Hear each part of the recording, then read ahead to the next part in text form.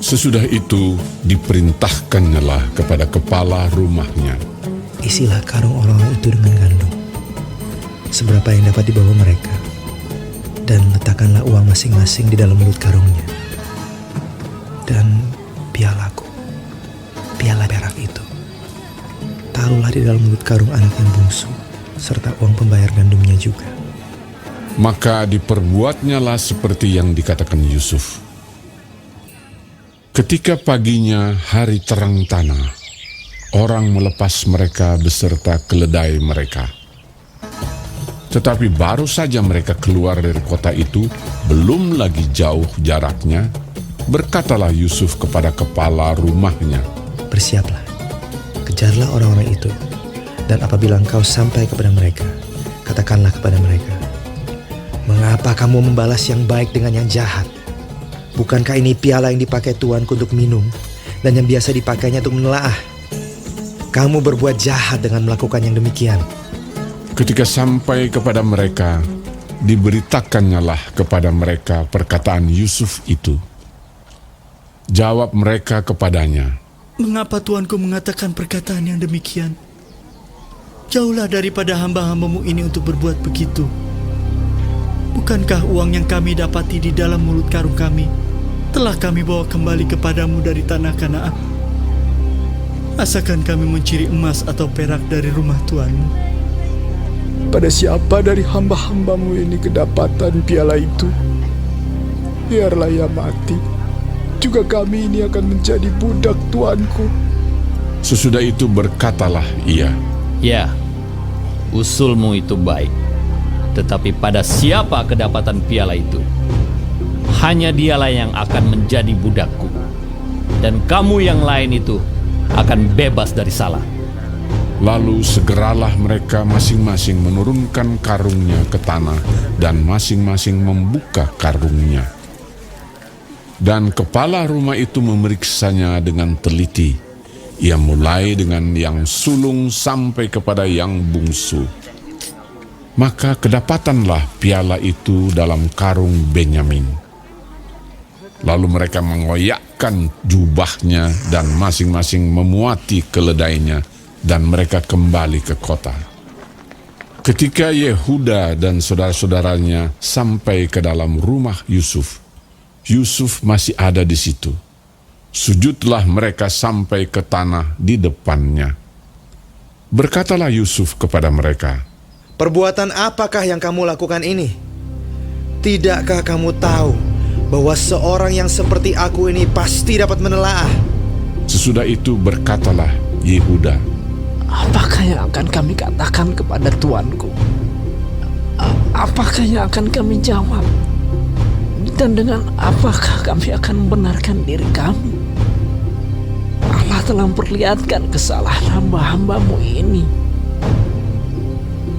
Maka kami ini, budak tuanku lah kami. Baik kami maupun orang pada siapa kedapatan piala itu.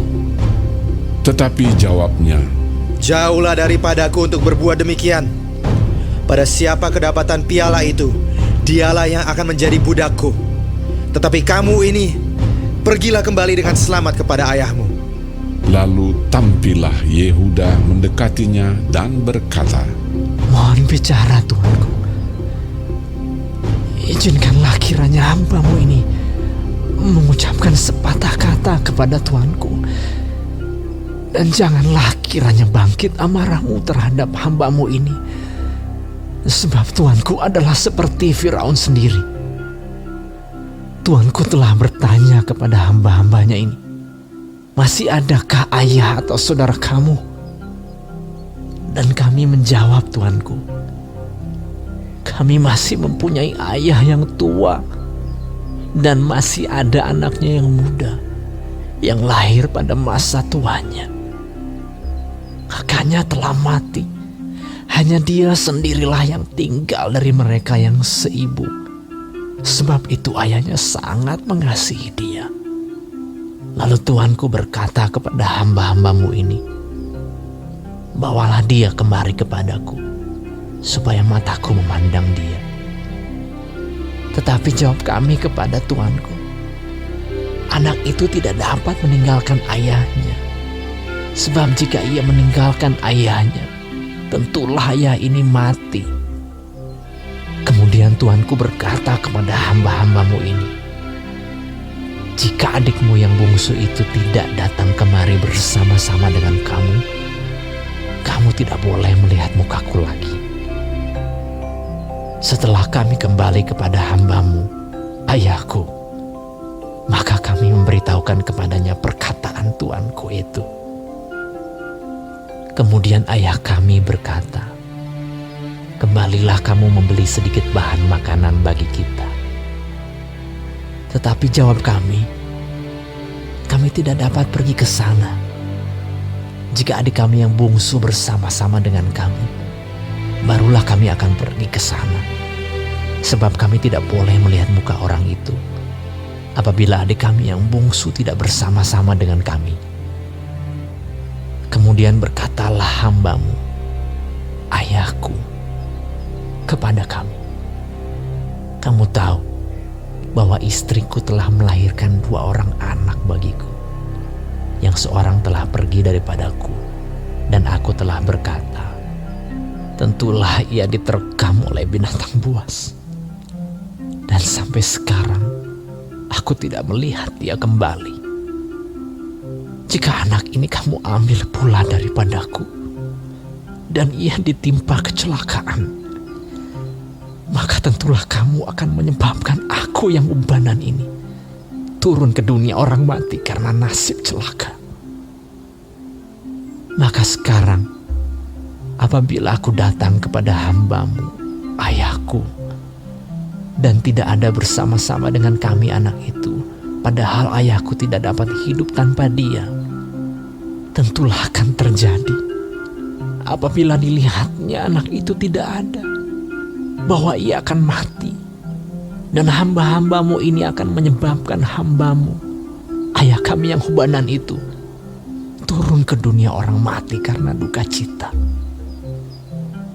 Tetapi hambamu ini telah menanggung anak itu terhadap ayahku dengan perkataan, jika aku tidak membawanya kembali kepada Bapa, maka akulah yang berdosa kepada Bapa untuk selama-lamanya.